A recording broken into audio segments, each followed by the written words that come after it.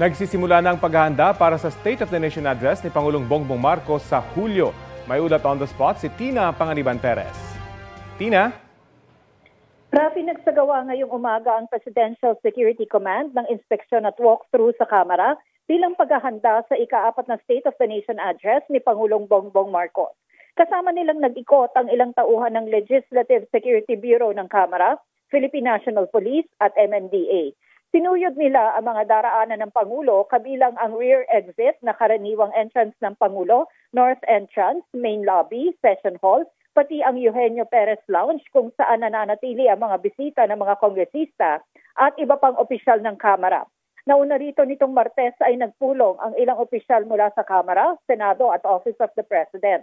Kasama sa mga napag-usapan ang panawagan ni House Secretary General Reginald Velasco sa Presidential Communications Office na maghanda sa pagkalat ng maling impormasyon online. Tiniyak naman ni PCO Secretary J. Ruiz na pinaghahandaan na nila ito. Mamayang hapon naman inaasahang magsasagawa ng sariling inspeksyon at walkthrough ang mga tauhan ng Kamara.